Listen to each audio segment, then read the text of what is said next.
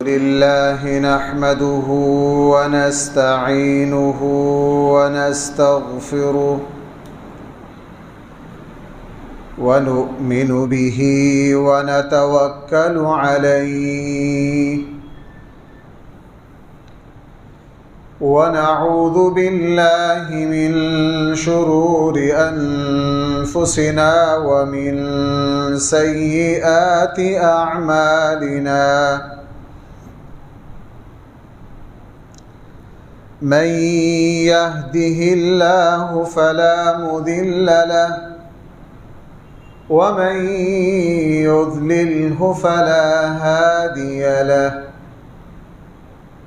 ونشهد أن لا إله إلا الله وحده لا شريك له ونشهد أن سيدنا وسندنا ومولانا محمدًا عبده ورسوله صلى الله تعالى عليه وعلى آله وأصحابه وبارك وسلم تسليما كثيرا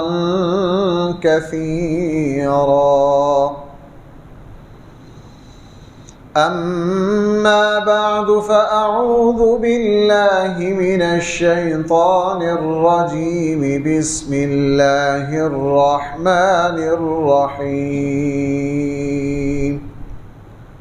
واتبع ملة إبراهيم حنيفا وما كان من المشركين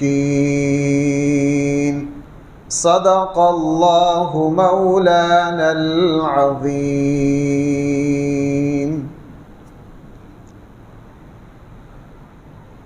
محترم سامعین کرام، صحیح بخاری میں نبی کریم صلی اللہ علیہ وسلم کا ایک تفصیلی ارشاد ہے. حضرت عبداللہ ابن عباس رضی اللہ عنہما نبی کریم صلی اللہ علیہ وسلم سے نقل فرماتے ہیں، اور یہ واقعہ چونکہ رسول اللہ صلی اللہ علیہ وسلم سے صدیوں پہلے کا ہے، اس لیے اللہ تعالیٰ نے حضور علیہ السلام کو بتلایا کہ جس وقت حضرت ہاجرہ علیہ السلام حضرت اسماعیل علیہ السلام کو دودھ پلاتی تھیں، اللہ جل جلالہ نے حضرت ابراہیم علیہ السلام کو حکم دیا کہ آپ اپنے بیوی اور بچے کو بیت اللہ شریف کے پاس چھوڑ کر آئیں. حضرت ہاجرہ کے پاس دودھ پیتا بیٹا ہے، آپ اپنی بیوی اور اس بچے کو بیت اللہ کے پاس چھوڑ آئے. اس وقت بیت اللہ کا کوئی نام و نشان نہیں تھا.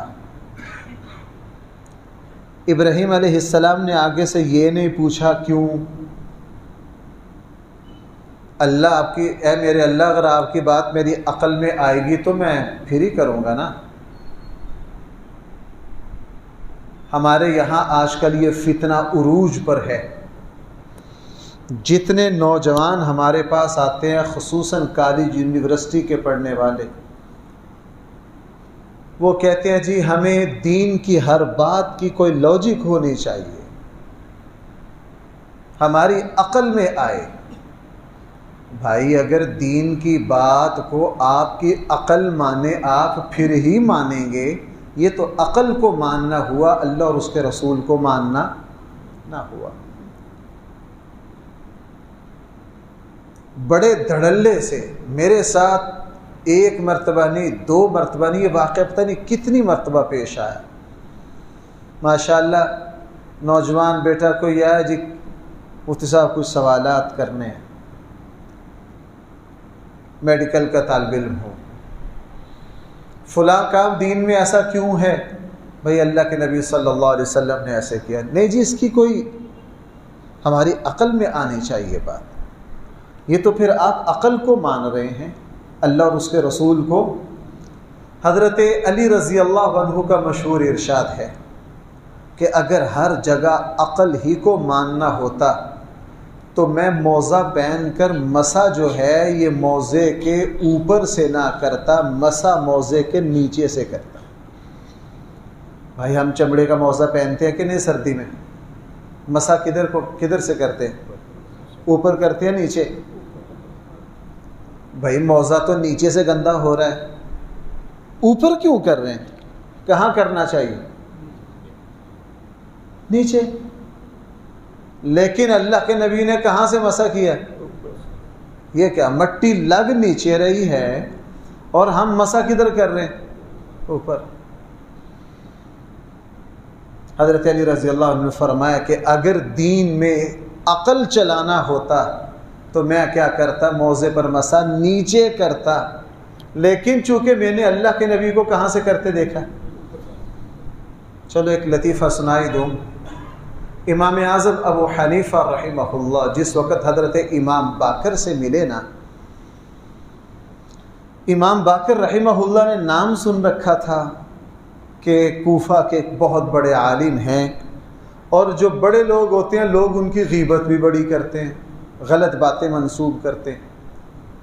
امام ابو حنیفہ کی غیبت کسی نے ان کے بارے میں غلط بات امام باقر کو بتائی کہ یہ جو کوفہ کے سب سے بڑے عالم ہیں نا، یہ عقل کو مانتے ہیں، ہر جگہ اپنی عقل چلاتے ہیں، یہ شکایت لگائی۔ اور امام باقر جو ہیں وہ حضرت امام اعظم ابو حنیفہ کے استاد بھی ہیں۔ امام اعظم ابو حنیفہ امام باقر رحمہ اللہ سے جو ائمہ اہل بیت اور اہل سنت میں سے ہیں، جب ان سے ملنے آئے تو امام باقر نے کہا کہ مجھے تمہارے بارے میں یہ پتہ چلا ہے کہ تم عقل چلاتے ہو، ہر جگہ کیا کرتے ہو؟ عقل چلاتے ہو۔ حالانکہ تمہیں یہ دیکھنا چاہیے اللہ اور اس کے رسول کا حکم کیا ہے، ہر جگہ تم قیاس اور عقل کی طرف جاتے ہو۔ امام اعظم ابو حنیفہ رحمہ اللہ نے درخواست کی کہ آپ کو میرے بارے میں غلط کسی نے کہا ہے، میں عقل نہیں چلاتا، مجھے اللہ اور اس کے رسول کی جو بات جہاں پہنچتی ہے میں اس پر ویسا ہی عمل کرتا ہوں۔ وہ لمبی گفتگو ہے اور بڑی علمی اور دلچسپ ہے، میرا جی چارہ ساری سنا دوں آپ کو، بس ایک بات سنا دوں۔ کہنے لگے امام ابو حنیفہ اپنے استادوں سے، جی حضرت مجھے ایک بات بتائیے، کتے کا جوٹھا زیادہ گندا اور ناپاک ہے یا پیشاب؟ امام باقر نے کہا پیشاب۔ کیوں بھائی، کتے کے جوٹھے میں زیادہ، کتے کے لعاب میں زیادہ گندگی ہے یا پیشاب میں زیادہ؟ توجہ سے بیٹھنا بھائی ذرا، میں تھوڑا سا ایک، کتے کے لعاب میں زیادہ گندگی ہے یا پیشاب میں؟ ظاہر ہے پیشاب میں۔ بھائی کس میں گندگی زیادہ ہوگی؟ پیشاب میں ہوگی، لعاب میں گندگی کام ہے۔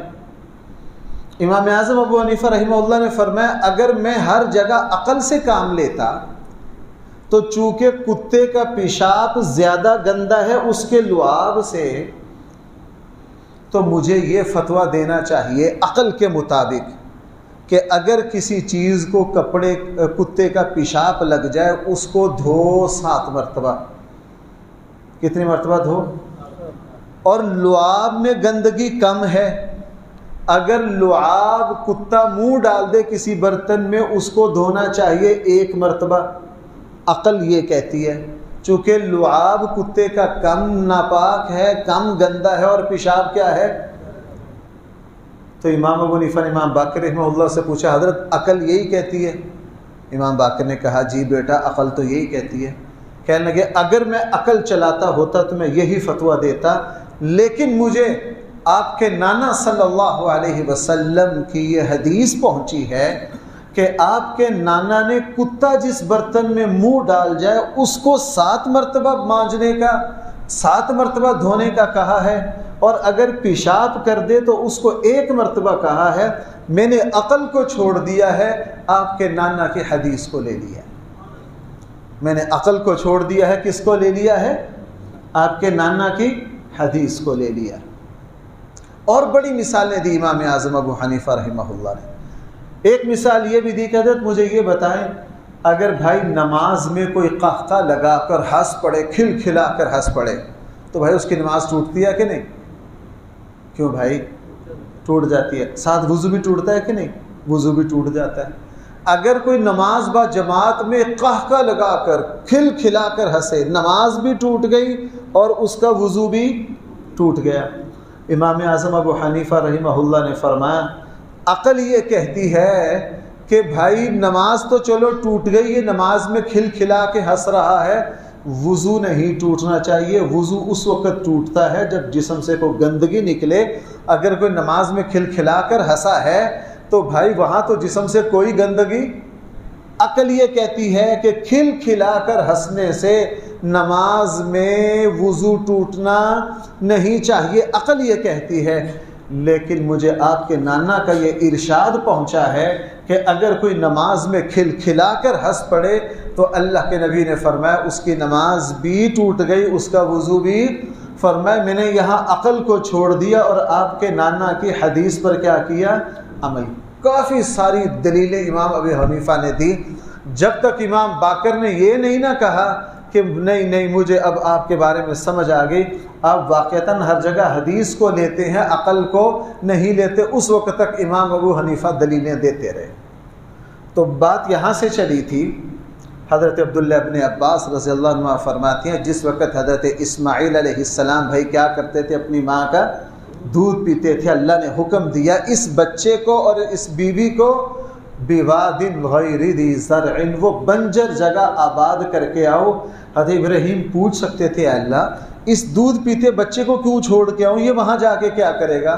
اس بیوی کو کیوں چھوڑ کر آؤں؟ آپ مجھے حکم دے میں وہاں جاؤں، یہ میری کمزور بیوی اور کمزور بچہ وہاں جا کے کیا کریں گے؟ لیکن اللہ تعالیٰ سے پوچھا نہیں، اس لیے کہ اے میرے اللہ آپ نے ہمیں جو حکم دے دیا ہم نے وہ کیا کرنا ہے؟ ہم نے وہ پورا کرنا ہے، ہم نے وہ بجا لانا ہے، ہم آپ کے بندے ہیں۔ فوراً حکم ملا، اپنی بیوی کو ساتھ لیا، بچے کو ساتھ لیا، سفر کیا اور سفر کر کے بھائی حرم میں یہاں چھوڑ گئے۔ اور اس حدیث میں آگے تفصیل یہ ہے کہ اس وقت مکہ میں کوئی شخص بھی نہیں رہتا تھا، مکہ بالکل ویران تھا، اور یہاں بیت اللہ بھی موجود نہیں تھا، صرف ایک مٹی کا ٹیلا تھا، اور یہاں چھوڑا اپنے بیوی کو اور بچے کو، اور کھجور اور ایک مشکیزہ پانی کا ان کے پاس رکھ دیا اور رکھ کے واپس چل پڑے۔ آئے کہاں تھے؟ شام سے، ظاہر ہے ایک دن میں تو نہیں پہنچے ہوں گے، پیدل کوئی 7-8 دن تو لگے ہوں گے نا۔ 7-8 دن سفر کر کے یہاں بیوی بچے کو چھوڑ کر جتنی کھجوریں تھیں وہ پاس رکھ دی، جو پانی کا مشکیزہ تھا وہ بھی ساتھ رکھ دیا، اور واپس اسی وقت پلٹ پڑے۔ حضرت ہاجرہ نے کہا جناب کدھر جا رہے ہو؟ جناب کدھر جا رہے ہو؟ ابراہیم علیہ السلام نے کوئی جواب، چل پڑے۔ اب پیچھے پیچھے حضرت ہاجرہ ہے، آگے آگے کون ہے؟ اس سے پتہ چلا کہ اللہ کے حکم کو ہر حال میں پورا کرنا ہے۔ اللہ کے حکم کو بھائی کیا کرنا ہے ہر حال میں؟ ہمارے یہاں بھائی تھوڑی سی بارش آ جائے ہماری نماز ہو گئی، تھوڑی سی تھکاوٹ ہو جائے سو گئے اور گئی نماز، پرواہ نہیں ہے۔ قرآن ویسے تو نہیں کہہ رہا آپ کس کی اتباع کرو، حضرت ابراہیم علیہ السلام کی۔ میرا موضوع یہی چل رہا تھا، پچھلے جمعہ تلاوت کی وجہ سے میرا موضوع درمیان میں کٹ گیا تھا۔ میں نے عرض کیا تھا اگر کوئی حضور علیہ السلام کو یہ کہہ دے کہ آپ فلاں کی اتباع کرو، اتنا کہنے سے ہی وہ کافر ہو جائے گا، اس لیے کہ نبی کریم صلی اللہ علیہ وسلم نے کسی کی اتباع نہیں کرنی، سب نے کس کی اتباع کرنی ہے؟ آپ حضرات کو کیا، ذرا توجہ کیجئے، جس وقت حضرت عمر رضی اللہ عنہ کو تورات کے کچھ صفحے مل گئے تھے کہ نہیں، پڑھتے پڑھتے کس کے پاس آ گئے؟ رسول اللہ صلی اللہ علیہ وسلم کے پاس۔ اللہ کے نبی اس میں یہ بھی لکھ رکھا ہے، اس میں یہ بھی لکھ رکھا ہے۔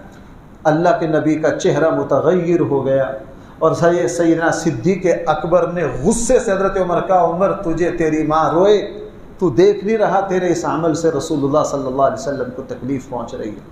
اس کے بعد آپ کو پتہ حضور نے کیا فرمایا تھا؟ رسول اللہ صلی اللہ علیہ وسلم نے حضرت عمر سے فرمایا تھا لو کان موسیٰ حیاً، یہ صاحب تورات موسیٰ بھی اگر آج زندہ ہوں تو ان کا بھی میری اتباع کے بغیر گزارا نہیں ہے۔ بھائی حضرت عیسیٰ علیہ السلام تشریف لائیں گے قیامت کے قریب، کس کے دین کی اتباع کریں گے؟ رسول اللہ صلی اللہ علیہ وسلم کے دین کی 100% اتباع کریں گے.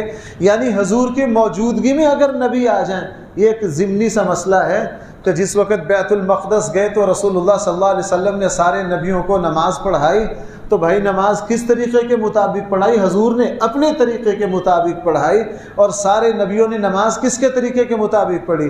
رسول اللہ صلی اللہ علیہ وسلم کے طریقے کے مطابق پڑھی. اس لیے کہ جب نبیوں میں یہ ہستی کھڑی ہوگی، پھر نبی بھی کس کی اتباع کریں گے؟ اسی کی اتباع کریں گے. لیکن ایک استثناء ہے، وہ حضرت ابراہیم علیہ السلام کا. قرآن کہہ رہا ہے نبی جی آپ کس کی اتباع کرو؟ حضرت ابراہیم کی ملت کی. اب ابراہیم علیہ السلام باتیں نہیں کر رہے، حضرت ہاجرہ آواز دے رہی ہیں. وہ بھی سمجھدار خاتون تھی، سمجھ گئیں کہ آپ کو اللہ نے حکم دیا ہمیں یہاں چھوڑنے کے لیے. اشارے سے کہا ہاں اللہ نے حکم دیا، اور وہیں چھوڑ کر کہا پھر ٹھیک ہے، اگر اللہ نے حکم دیا ہے پھر ہمارا اللہ ہمیں ضائع ہونے نہیں دے گا. اور اتنا کہہ کر حضرت ہاجرہ اسی جنگل میں بیابان میں جہاں نہ کوئی انسان، نہ کوئی پرندہ، نہ کوئی لینا نہ کوئی دینا، وہاں آ کر بیٹھ گئی اور حضرت ابراہیم چلے گئے. جب حضرت ابراہیم اتنی دور چلے گئے جہاں سے بیوی بچے نظر نہیں آ رہے تھے، پھر بیت اللہ کی طرف رخ کر کے دعا مانگی. بھائی پھر کیا کیا؟ دعا مانگی.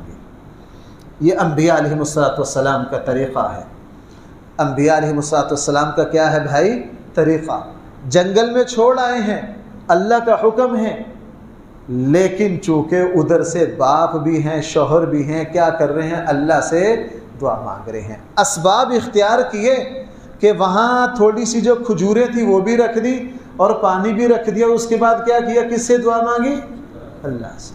اسی سے یہ سمجھ میں آیا کہ ہم اسباب اختیار کر کے اللہ کو نہ بھلائیں. ہم اسباب اختیار کر کے کس کو نہ بھلائیں؟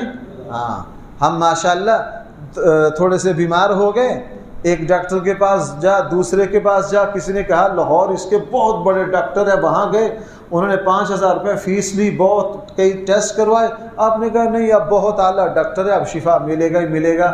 دعا بھول گئے. کیوں بھائی؟ ہم اہم موقع پر دعا بھول جاتے ہیں کہ نہیں؟ ابراہیم علیہ السلام دعا نہیں بھولے. دور جا کر جہاں حضرت ہاجرہ اور حضرت اسماعیل نظر نہیں آ رہے تھے، اللہ تعالیٰ سے دعا مانگی. اور وہ دعا خود حضور نے بھی اس حدیث میں ذکر کی، قرآن نے بھی اس دعا کو ذکر کیا. ربنا انی اسکنت من ذریتی بواد غیر ذی زرع عند بیتک المحرم.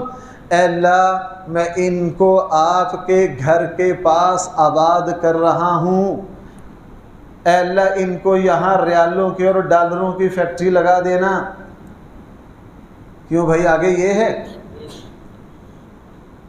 ہم ہوتے تو ہم کیا کہتے؟ یا اللہ ان کی حفاظت کرنا، یا اللہ ان کو میرے بچوں کو اتنا. یہ غلط نہیں ہے، لیکن ہم یہ مانگتے. ابراہیم علیہ السلام نے دور جا کے بیت اللہ کی طرف رخ کر کے دعا مانگی. وہ دعا کہاں سے شروع ہو رہی ہے؟ اے اللہ میں نے ان کو یہاں ایسی وادی میں جہاں نہ سبزہ نہ پانی، بالکل بنجر بے آب و گیاہ وادی میں، اے اللہ میں ان کو آباد کر رہا ہوں. ربنا لیقیموا الصلاۃ. اے اللہ ان کو یہاں نماز قائم کرنے کی توفیق دینا. میں دوبارہ پڑھتا ہوں اس آیت کو. ربنا انی اسکنت من ذریتی بواد غیر ذی زرع عند بیتک المحرم. یہ تو ہو گیا واقعہ. دعا اصل یہاں سے شروع ہوئی.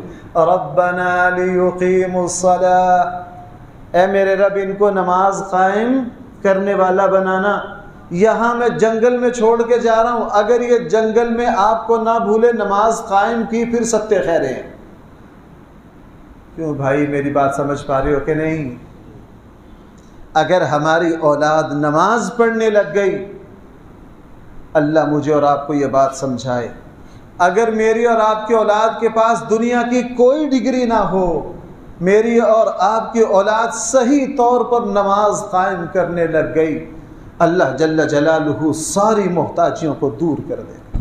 اب پہلی دعا اس میں ابراہیم علیہ السلام مانگ رہے ہیں، ربنا لیقیموا الصلاۃ. اے میرے رب ان کو کس چیز کو قائم کرنے کی توفیق دے. آج کل ہمارے یہاں کیا ہوتا ہے؟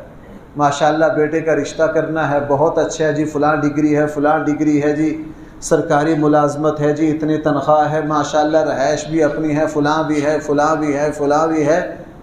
جب نماز کی باری آتی ہے بس جی نماز نہیں پڑھتا، باقی سارا کچھ ٹھیک ہے۔ بھائی نماز نہیں پڑھتا، باقی کیا ہے؟ سارا کچھ ٹھیک ہے۔ بھائی جو نماز نہ پڑھے پھر سارا کچھ ٹھیک ہے یا سارا کچھ خراب ہے؟ وہ امام ابو حنیفہ رحمہ اللہ کے بارے میں ایک صاحب مشورہ کرنے آئے نا کہ جی میں اپنی بیٹی کا رشتہ کرنا چاہتا ہوں، وہ لڑکا بہت اچھا ہے، ایسا ہے، ایسا ہے، ایسا ہے، ایسا ہے، ایسا ہے، لمبی فارض گنا، بس نماز نہیں پڑھتا۔ امام اعظم ابو حنیفہ رحمہ اللہ نے اس کو سمجھانے کے لیے کہا یار اس سے بھی بہتر ایک رشتہ ہے، اس سے بھی زیادہ اوصاف گنواتے کہا لڑکا میں یہ بھی ہے، یہ بھی ہے، بس ایک چھوٹی سی خامی ہے۔ پوچھا وہ کیا؟ کہنے لگا وہ یہودی ہے۔ وہ کیا؟ کہنے لگا حضرت آپ کیا کہہ رہے ہیں؟ جو نماز نہ پڑھ، جو وہ یہودی ہے؟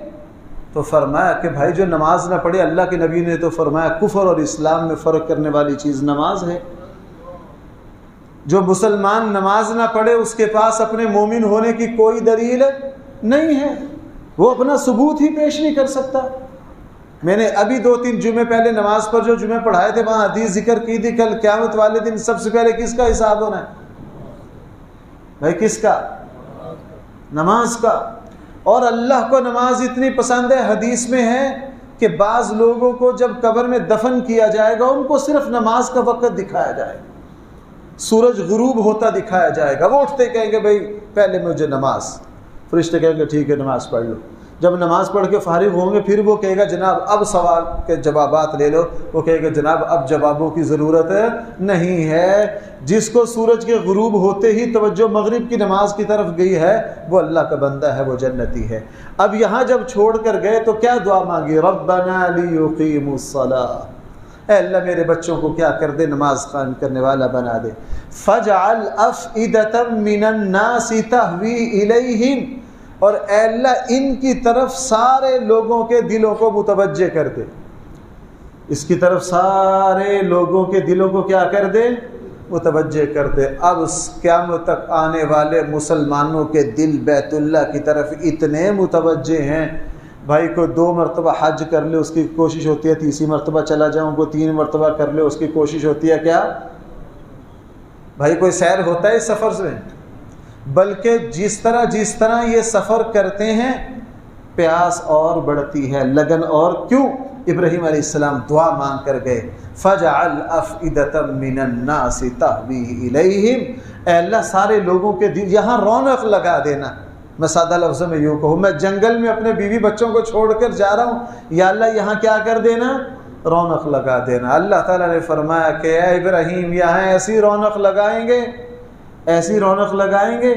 وہ ماہر القادری لمبے سفر پر گئے نا، لمبا سفر کرتے کرتے کرتے، اور پرانا سفر نامہ ہمارے یہاں لائبریری میں بھی ہے، آخر میں بیت اللہ پہنچے تو شاعر ہوتا ہے، وہ اندر کا شاعر پھڑک اٹھا، اس نے کہا جناب دنیا کی ساری چمک دمک دیکھ کر بیت اللہ پہنچا ہوں، اے اس گھر کے مالک تیری قسم پوری دنیا کی چمک دمک کی کوئی اوقات ہی نہیں ہے تیرے گھر کے سامنے، کوئی اوقات ہی نہیں ہے تیرے گھر کے سامنے۔ ہم ادھر ادھر کے سفر کرتے ہیں، دنیا کی خوبصورتیاں دیکھتے ہیں، لیکن بندہ جب بیت اللہ کا تھکا ماندہ بیت اللہ کا جب طواف کرتا ہے تو مومن کا دل یہ کہتا ہے کہ اس سے حسین و جمیل اور کوئی جگہ نہیں ہے۔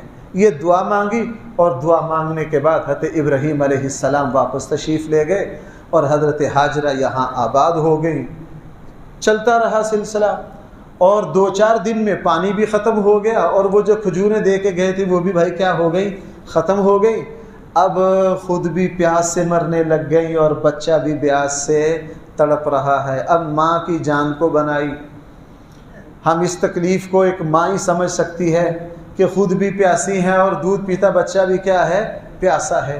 اللہ تعالیٰ نے پیاس ڈالی، حضرت ہاجرہ تڑپ اٹھی، اور اس روایت میں یہ ہے کہ اتنی تڑپی کہ اس وقت چونکہ جہاں زمزم کا کنواں ہے یہاں ایک درخت تھا، اور حضرت اسماعیل کو اس درخت کے نیچے لٹا رکھا تھا، اور بے کسی کی حالت میں صفا پہاڑی پر چڑھی، کہ شاید کہیں کوئی دائیں کو بندہ نظر آ جائے. اوپر چڑھ کے دور دیکھا دائیں بائیں کوئی بندہ نہیں, کسی کا کوئی نام و نشان نہیں ہے. اور پھر وہاں سے صف مروہ کی طرف گئیں, اور اس روایت میں ہے کہ کپڑے اوپر کر لیے, یعنی اتنا تیز بھاگی, کیا کر لی, کپڑے اوپر کر لیے, مروہ کے اوپر چڑھی, پھر دائیں بائیں دیکھا کوئی بندہ نہیں.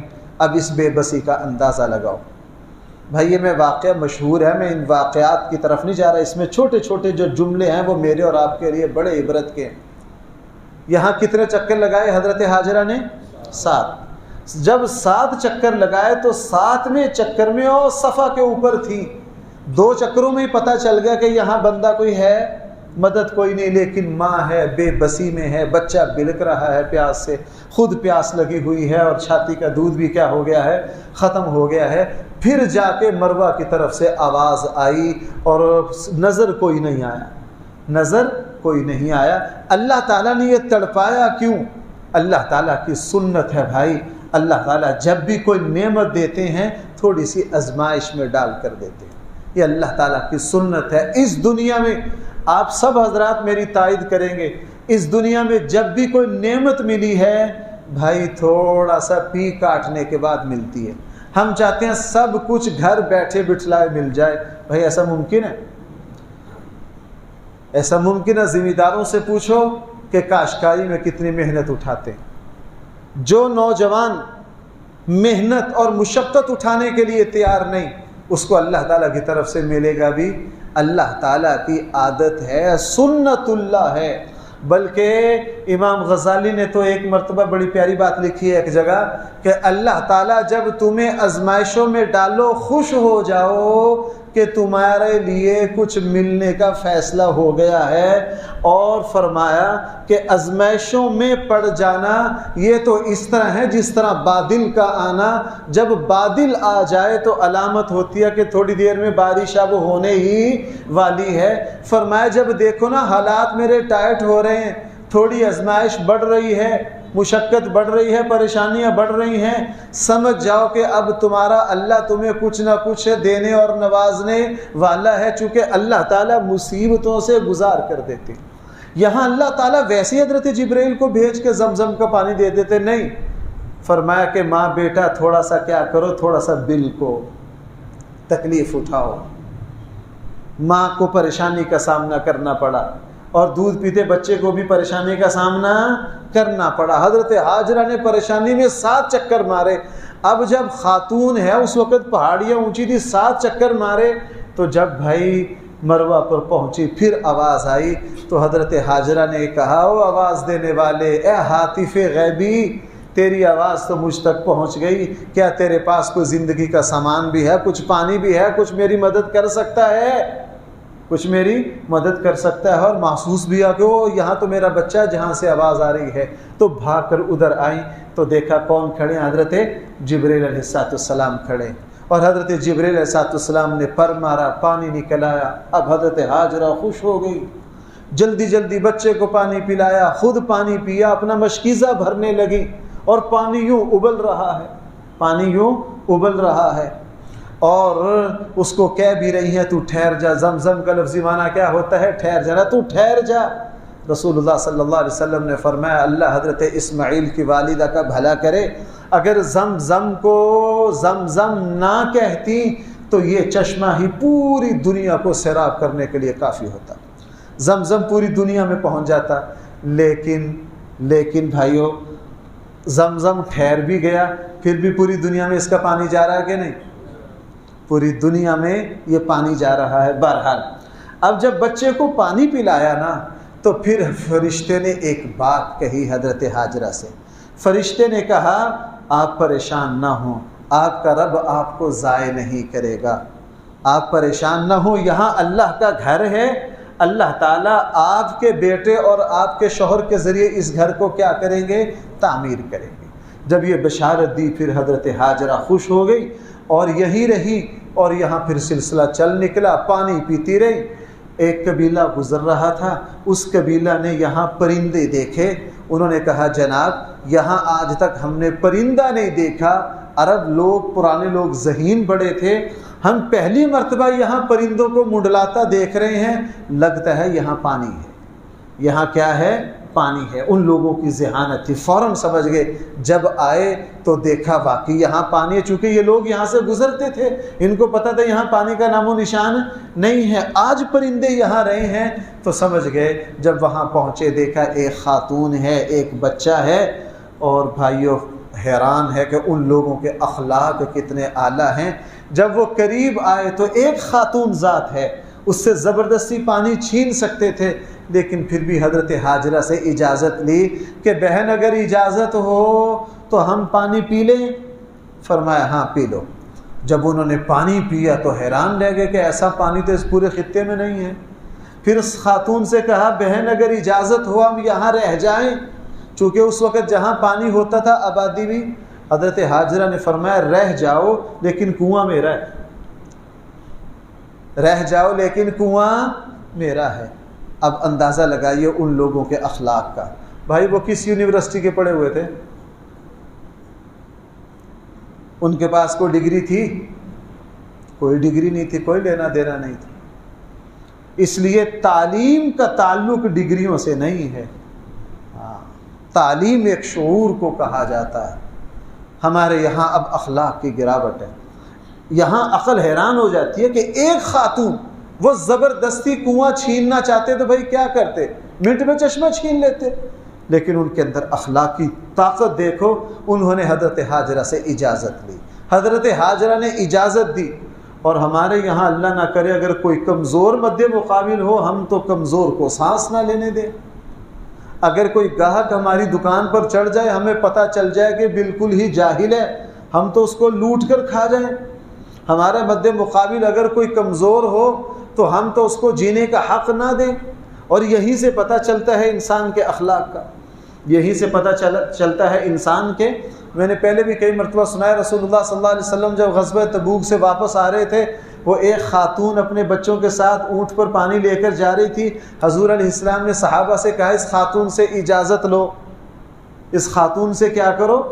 وہ خاتون، اور بھائی غزوہ تبوک سے جب حضور آ رہے تھے کتنی تعداد تھی ساتھ؟ 30,000۔ بھائی کتنے؟ تو 30,000 کے لیے مشکل تھا ایک خاتون سے پانی چھیننا، 1 منٹ کا کام تھا۔ لیکن حضور نے صحابہ اکرام سے فرمایا اس سے اجازت لو۔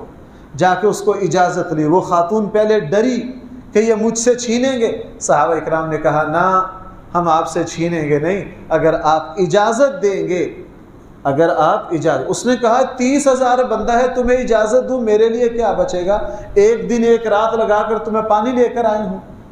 جب رسول اللہ صلی اللہ علیہ وسلم کو یہ پیغام دیا گیا، آپ تشریف لائے۔ آپ نے اس خاتون سے کہا آپ ہمیں اپنے پانی کے استعمال کی اجازت دے دیجئے، آپ کا پانی کم نہیں ہوگا۔ اس خاتون نے کہا یہ کیسے ہو سکتا ہے؟ 30,000 پیاسا بندہ پانی پیے اور ایک اونٹ کے اوپر جتنا پانی لادا ہوا ہے۔ اب جب مجبوراً اس نے دیکھا کہ لوگ زیادہ ہیں، چھین بھی سکتے ہیں، اس نے کہا پی لو۔ ایک روایت میں ہے کہ رسول اللہ صلی اللہ علیہ وسلم نے اپنی کلی کر کے، ایک میں ہے کہ آپ نے اپنا ہاتھ ڈال دیا اس میں۔ بھائی کیا کیا؟ اپنا ہاتھ ڈال دیا۔ اس پورے میں ہاتھ ڈال کے صحابہ اکرام سے کہا جناب پانی لیتے رہو۔ اب 30,000 نے خوب پانی بھی پیا اور اپنے اونٹوں کو بھی پلایا۔ اور بھائی اونٹ کتنا پانی پیتا ہے؟ 30,000 نے خوب پانی پیا اور اپنے اونٹ کو بھی پلایا۔ اور ایک صحابی فرماتے ہیں میں نے آگے ہو کر دیکھا کہ اللہ کا نبی کا ہاتھ اندر کیا کر رہا ہے۔ میں نے دیکھا کہ رسول اکرم صلی اللہ علیہ وسلم کی 5 انگلیوں سے اس تیزی کے ساتھ پانی نکل رہا جیسے کوئی چشمہ ہو، جیسے کوئی کیا ہو، آپ کے ہاتھوں سے پانی نکل رہا۔ سب نے خوب پانی پیا، نہائے، اپنے مشکیزیں بھر لیے۔ جب سب کا ضرورت پوری ہو گئی، اللہ کے نبی صلی اللہ علیہ وسلم نے اپنا ہاتھ نکال لیا اور اس خاتون سے کہا بہن دیکھ لو تمہارا پانی کم تو نہیں ہوا؟ وہ حیران رہ گئی۔ اس نے کہا اتنے بڑے مجمع اور لشکر نے پانی پیا ہے اور پانی ختم بھی۔ اس کے باوجود یہ ہیں اخلاق۔ میں اخلاق پر بہت زور دیتا ہوں، آپ سب میرے لیے دعا کیجیے اللہ تعالی ہم سب کے اخلاق کو درست کر دے۔ اللہ تعالیٰ کے یہاں قدر و قیمت اخلاق سے لگتی ہے۔ اب اجازت لی پانی سے اور پانی کم بھی نہیں ہوا، بلکہ اللہ کے نبی کے ہاتھ کی وجہ سے بھائی اور زیادہ کیا ہو گیا؟ باعث برکت ہو گیا۔ اس کے باوجود رسول اللہ صلی اللہ علیہ وسلم نے صحابہ اکرام کو حکم دیا کہ اس خاتون کو کچھ نہ کچھ دے دو، اس خاتون کو کیا کرو، کچھ نہ کچھ دے دو۔ صحابہ اکرام کسی کے پاس کھجور تھی، کسی کے پاس جو تھے، جو کچھ تھا وہ بھی اس کے اونٹ پر لاد دیا۔ اب وہ خاتون جب اپنے قبیلہ میں گئی، اس نے اپنے قبیلہ کے لوگوں کو اکٹھے کر کے کہا، لو اے میرے قبیلہ کے لوگوں، میں ایسے با اخلاق لوگوں کو دیکھ کر آ رہی ہوں کہ آسمان سے نیچے ان سے بہتر لوگ نہیں ہیں، اور میں تمہیں کہتی ہوں اگر میرے ساتھ چلو۔ وہ خاتون پھر پورا قبیلہ لے کر آئی، حضور وہیں ٹھہرے ہوئے تھے، اور رسول اللہ صلی اللہ علیہ وسلم کی خدمت میں حاضر ہو کر اس خاتون کا پورا قبیلہ کیا ہو گیا؟ مسلمان ہو گیا۔ لوگ کہتے ہیں جناب اسلام تلوار سے پھیلا ہے۔ ہاں، اسلام لوہے کی تلوار سے نہیں پھیلا، اسلام اخلاق کی تلوار سے پھیلا۔ بھائی اسلام جو ہے وہ لوہے کی تلوار سے نہیں پھیلا، اسلام کس سے پھیلا؟ اب ہمارے یہاں دیکھ لیجئے، اب ہم نے قربانی کی ہے، ہمارے راستوں کا حال دیکھ لیجئے کیا ہے۔ کیوں بھائی ہر جگہ گندگی اور آلودگی پڑی ہے یا نہیں؟ مسلمان نے انہی چیزوں سے ہم نے مار کھائی ہے۔ ہمارے یہاں یہ کمزوری ہے، ہمارے یہاں یہ کیا ہے؟ کمزوری ہے۔ کسی کہنے والے نے یہ بالکل صحیح کہا ہے جناب، اگر 50 لاکھ کی قربانی کرتے ہو تو بھائی تھوڑا سا صفائی پر بھی توجہ دے لو۔ صفائی تو کیا ہے؟ نصف الایمان ہے بھائی، صفائی کیا ہے؟ نصف الایمان ہے۔ صحابہ اکرام نے رسول اللہ صلی اللہ علیہ وسلم سے پورا، ہم نے بچپن میں یہ بات سنی تھی اور یہ صحیح ہے کہ اگر مسلمان اپنے دین پر پورے عمل کرنے لگ جائیں تو ہمیں کسی کافر کو اسلام کی دعوت دینے کی ضرورت نہیں ہے۔ ہم اسلام پر ہمارا عمل پیرا ہونا یہ خود لوگوں کے لیے کیا ہے؟ لوگوں کے لیے دعوت۔ بہرحال تو حضرت ہاجرہ کی اجازت سے وہ وہاں رہ گئے، اور حضرت اسماعیل علیہ السلام پھر وہیں پلے جوان ہوئے، اور اسی قبیلہ اور خاندان میں حضرت اسماعیل علیہ السلام کا نکاح ہوا۔ جب بڑے ہو گئے تو پھر حضرت ابراہیم علیہ السلام ملنے کے لیے تشریف لائے۔ اب جب ملنے کے لیے آئے، اور اس روایت میں اس کا ذکر ہے کہ حضرت ہاجرہ کا انتقال ہو گیا تھا۔ حضرت ہاجرہ کا کیا ہو گیا تھا؟ انتقال ہو گیا تھا۔ حضرت ابراہیم شام میں رہے حضرت سارہ کے پاس، اور یہاں حضرت ہاجرہ کا انتقال ہو گیا۔ اسماعیل علیہ السلام جوان ہو گئے، ملنے کے لیے آئے۔ حدیث میں ذکر ہے کہ جب یہاں پہنچے تو اسماعیل علیہ السلام گھر نہیں تھے۔ حضرت اسماعیل کے گھر آئے، ان کی اہلیہ ان کی بیوی سے ملے اور خیریت پوچھی، بیٹے کے حالات پوچھے، اور سارے حالات پوچھتے پوچھتے درمیان میں یہ بھی پوچھ لیا کہ تمہارا گزارا کس طرح ہو رہا ہے؟ بیوی نے کہا ہمارے حالات بہت تنگ ہیں، بڑی مشکل سے ہمارا کام چل رہا ہے۔ اس ابراہیم علیہ السلام کو لگتا یہ ہے اس حدیث سے کہ تھوڑی دیر کے لیے یہاں آنے کی اجازت ملی اور بیٹے سے مل نہیں سکے، اور فوراً کیا ہوا؟ فوراً حضرت ابراہیم علیہ السلام چلے گئے، دو باتیں کہہ گئے کہ میرا بیٹا جب آئے ان کو میرا سلام کہنا، اور ان کو یہ بھی کہنا اپنے گھر کی دہلیز اور چوکھٹ کو کیا کر دو؟ تبدیل کر دو۔ صحیح مسلم میں بھی یہ روایت آتی ہے اور صحیح بخاری میں بھی آتی ہے۔ چلے گئے۔ اب جب حضرت اسماعیل شام کو آئے تو گھر آتے ہی محسوس کیا علامات سے کہ لگتا ہے کوئی مہمان آیا ہے، تو بیوی سے پوچھا آج کوئی آیا تھا؟ اس نے کہا جی اس طرح کے ایک روحانی بزرگ آئے تھے، اور وہ آپ کو سلام کہہ رہے تھے اور یہ باتیں کہہ رہے تھے۔ حضرت اسماعیل نے اپنی بیوی سے کہا تمہیں پتہ ہے وہ کون ہے؟ ان کا نہیں، میں تو نہیں پہچان سکی، تو بتلایا کہ یہ میرے والد ہیں۔ یہ کون ہیں؟ میرے والد ہیں۔ دیکھو بھائی، اللہ کے نبی اللہ کے حکم کے پابند ہوتے ہیں۔ اب یہاں ملاقات نہیں ہوئی، بھائیو میری بات سن رہے ہو؟ ملاقات اور پیدل چل کر آئے ہیں شام سے کم کوئی 15 دن پیدل لگے ہوں گے، آنے جانے میں 15 دن 15 راتیں۔ اللہ تعالیٰ کی طرف سے لگتا یہ ہے کہ حکم ہی یہ ہوگا کہ جاؤ، مل جائے ٹھیک ہے، نہ ملے تو وہاں ٹھہر۔ یہ ہے ابراہیم، قرآن ویسے نہیں کہہ رہا واتبع ملت ابراہیم حنیفا۔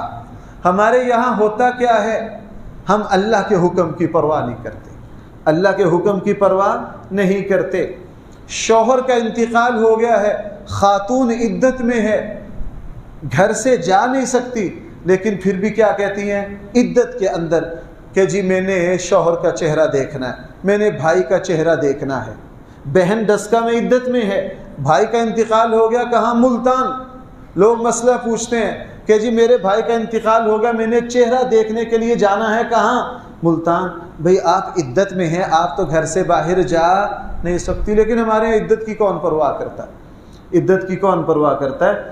ابراہیم علیہ السلام نے بالکل اس کی پرواہ نہیں کی، اور یہاں مل کر واپس چلے گئے۔ حضرت اسماعیل نے کہا تمہیں پتہ ہے میرے ابا کیا پیغام دے کے گئے ہیں؟ میرے ابا یہ پیغام دے کے گئے ہیں کہ میں تمہیں طلاق دے دوں، چونکہ تمہارے اندر ناشکری کا وصف ہے۔ اور اسماعیل علیہ السلام نے طلاق دے دی، اس بیوی کو الگ کر دیا، پھر دوسری بیوی سے نکاح کیا۔ کچھ عرصے کے بعد اللہ کے حکم کے مطابق پھر ابراہیم علیہ السلام آئے، پھر ایسے موقع میں پہنچے کہ اسماعیل علیہ السلام گھر نہیں تھے، اور دوسری ملاقات میں بھی بغیر ملے واپس چلے گئے۔ بھائی کیا بغیر ملے واپس چلے گئے؟ اور ہم کیا کرتے ہیں؟ مسجد کی صف میں بیٹھے ہوتے ہیں، فون آ جاتا ہے، وہی موبائل کھول کے لگ پڑتے ہیں۔ بھائی ایسا کرتے ہیں کہ نہیں؟ میں نے تو ماشاءاللہ یہاں ایسے لوگوں کو بھی دیکھا، نماز پڑھ رہے ہیں موبائل پہ بیٹھ رہے، نماز توڑ کے باتیں لگ گئے کرنے، ماشاءاللہ۔ بھائی میں غلط تو نہیں کہہ رہا ہوں؟ قرآن کیوں میں 3 جمعوں سے زور لگا رہا ہوں، وَاتَّبِعْ مِلَّةَ إِبْرَاهِيمَ، نبی جی کس کے دین کی اتباع کرو۔ اب پھر ملنے آئے، اتفاق سے بیٹا پھر بھی گھر، پھر بھی بغیر ملے چلے گئے۔ بھائی ہم اس کا تصور کر سکتے ہیں؟ نا نا نا نا، لیکن یہ ابراہیم خلیل اللہ ہے، اللہ کے خلیل ہے۔ بس ملے، بہو سے حالات پوچھے، کیسا گزارا ہو رہا ہے؟ جی بہت اچھا۔ تمہارے شوہر کیسے ہیں؟ جی بہت اعلیٰ انسان ہے۔ گزر اوقات کیسا ہے؟ بہترین جی، یہ پانی پیتے ہیں، کھجوریں ہیں، الحمدللہ۔ خوب شکریہ کیا بہو نے۔ ابراہیم علیہ السلام خوش ہو کر چلے گئے، اور جاتے ہوئے کیا کہہ گئے؟ بیٹے کو سلام بھی کہنا، اور اسے یہ بھی کہنا اپنے گھر کی دہلیز اور چوکھٹ کو سنبھال کر رکھے۔ چلے گئے، اب بھی ملاقات نہیں ہوئی، اب بھی بیٹے کو بغیر ملے۔ اور بھائی سفر کتنا ہے؟ بیت المقدس اور بیت اللہ کا 15 دن 15 راتیں پیدل سفر ہے۔ دوسری مرتبہ بغیر ملاقات کے واپس چلے گئے۔ اسماعیل علیہ السلام آئے، آج بھی پوچھا، آتے ہی لگتا ہے گھر میں کوئی مہمان آیا؟ جی مہمان آئے تھے، اس طرح کے بزرگ تھے، یہ تھے یہ تھے۔ پوچھا تمہیں پتہ کون ہے؟ یعنی میں تو نہیں پہچان سکے، وہ تو میرے ابا ہیں۔ کیا کہہ رہے تھے؟ آپ کو سلام کہہ رہے تھے، اور بھی کچھ کہا ہوگا؟ کہا جی انہوں نے کہا جی اپنے گھر کی دہلیز کو سنبھال کے رکھنا۔ یہ صحیح بخاری کی صحیح ترین روایت ہے میں جو بیان کر رہا ہوں۔ اس واقعے میں اور بھی لوگ اضافے بیان کرتے ہیں، وہ سارے غلط ہیں، اس لیے یہ صحیح بخاری کی روایت ہے۔ تو پھر حضرت اسماعیل نے فرمایا کہ میرے ابا تھے اور مجھے یہ کہہ کر گئے ہیں کہ میں تمہیں اپنے پاس رکھوں، میں تمہیں طلاق نہ دوں۔ اب لوگوں نے اس کو لوگ بہت بیان کرتے ہیں۔ اکثر ماں باپ کو اگر بہو سے کوئی اختلاف ہو جائے تو بیٹے کو کیا کہتے ہیں؟ طلاق دے دو۔ یہ واقعہ بڑا مشہور ہے، کہتے ہیں ابراہیم علیہ السلام نے اپنے بیٹے کو کیا کہا تھا؟ بیوی کو کیا دے دو؟ بس اتنا سن رکھا ہے، آگے نہیں سن رکھا۔ وہ کیا ہے؟ لا تقربوا الصلاۃ، نماز کے قریب نہ آؤ، بس اتنا سن رکھا ہے، آگے نہیں ہے۔ وانتم سکارا کلوا واشربوا، اتنا سن رکھا ہے، کھاؤ پیو، اگلا نہیں سن رکھا۔ ولا تسرفوا، بس اتنا سن رکھا ہے کہ ابراہیم علیہ السلام نے بیٹے کو کیا کہا تھا؟ کیا کر دو؟ اپنی بیوی کو طلاق دے دو۔ لوگ کہتے ہیں جی ہماری بہو سے، ہم اس کو کہتے ہیں طلاق دو، نہیں دیتے۔ جناب یہاں ابراہیم علیہ السلام نے اس وجہ سے نہیں کہا تھا کہ اس بہو نے مجھے پانی نہیں پوچھا، اس نے مجھے کھانا نہیں کھلایا، اس نے میرے کپڑے نہیں دھوئے، یہ مجھے پسند نہیں تھی، یا میرا یہ مسئلہ تھا۔ ابراہیم علیہ السلام کی ذاتی کوئی وجہ نہیں تھی۔ ابراہیم علیہ السلام پہلے آئے، دیکھا یہ خاتون ناشکری ہے، کس کی؟ بھائی بولو کس کی؟ اللہ کی۔ دیکھا یہ اللہ کی ناشکری ہے، اور جس گھر کی خاتون ناشکری ہونا وہ پورا خاندان بھی کماتا رہے، اس گھر میں کبھی بھی پوری نہیں پڑا کرتی، یہ کلیہ ہے۔ جس گھر کی عورتیں شکر گزار ہوں، اللہ تعالیٰ اس گھر میں برکتیں۔ میں خواتین میں جب بیان کرتا ہوں میں اس بات کو بہت بیان کرتا ہوں، جس خاندان کی مرکزی خواتین کی زبان پہ دیکھو شکریہ، اور گھر کی مرکزی عورت بیوی ہوتی ہے، جس گھر میں بیوی کی زبان پر اللہ کا شکر ہے، جیسے کیسے حالات ہوں اس کی زبان اللہ کے شکر سے تر رہتی ہے، اللہ تعالیٰ اس گھر میں کبھی بھی رزق کی کمی آنے نہیں دے گا۔ یہاں ابراہیم علیہ السلام نے دیکھا کہ یہ جو بیوی ہے یہ کس کی ناشکری ہے؟ یہ اللہ کی، اور جس گھر میں اللہ کی ناشکری ہو اس گھر میں کبھی بھی برکت ہے۔ اگر ساس اور سسر بہو کے طلاق کا مطالبہ کریں اس وجہ سے کہ یہ نماز نہیں پڑھتی، طلاق دینی چاہیے۔ اس وجہ سے مطالبہ کریں کہ یہ پردہ نہیں کرتی، ان کا یہ مطالبہ بالکل ٹھیک ہے۔ اگر کسی اللہ کی نافرمانی کی وجہ سے ساس اور سسر مطالبہ کریں یہ صحیح ہے، ذاتی وجہ سے مطالبہ کرنا جائز نہیں ہے۔ بہرحال ابھی وقت پورا ہو گیا، میں اس موضوع کو یہی مکمل کر رہا ہوں، دوبارہ دہرا لیجئے۔ قرآن کریم نے رسول اللہ صلی اللہ علیہ وسلم سے اور حضور کے واسطہ سے مجھے اور آپ کو کیا کہا ہے؟ وَاتَّبِعْ مِلَّةَ إِبْرَاهِيمَ، تم کس کی اتباع کرو؟ حضرت ابراہیم کی ملت کی۔ میں نے بتایا تھا توحید حضرت ابراہیم کی ملت ہے، حج حضرت ابراہیم کی ملت ہے، قربانی کرنا حضرت ابراہیم کی ملت ہے، ناخون تراشنا حضرت ابراہیم کی ملت ہے۔ ہمارے جتنے نوجوان خواتین کے اور بچوں کے اتنے لمبے ناخون ہیں وہ ملت ابراہیمی پر نہیں ہیں۔ جنہوں نے قربانی نہیں کی وہ ملت ابراہیمی میں نہیں ہے۔ جنہوں نے حج فرض ہونے کے باوجود حج نہیں کیا وہ ملت ابراہیمی میں نہیں ہے۔ جنہوں نے اپنے بال شریعت کے خلاف، جسم کے زائد بالوں کو صاف کرنا ملت ابراہیمی ہے۔ جو اس پر عمل نہیں کرتے وہ ملت ابراہیمی سے کیا کرتے ہیں؟ منہ پھیرتے ہیں۔ مہمان گھر میں آنا ہے اس پر خوش ہونا یہ ملت ابراہیمی ہے۔ اور اگر کہیں دین کو خطرہ ہو اس علاقے سے ہجرت کر جانا یہ ملت ابراہیمی ہے۔ یہ بھائی یہ کیا ہے؟ یہ ملت ابراہیمی ہے۔ قرآن کریم مجھے اور آپ کو اسی ملت کی اتباع کا حکم دے رہا ہے۔ آج ہم نے جو قربانی کی ہے اور آج جو کر رہے ہیں، مزید کل جو کریں گے بھائی وہ کس کے اتباع میں کریں گے؟ حضرت ابراہیم علیہ السلام کے اتباع میں۔ اللہ تعالی ہم سب کو صحیح فہم عطا فرمائے۔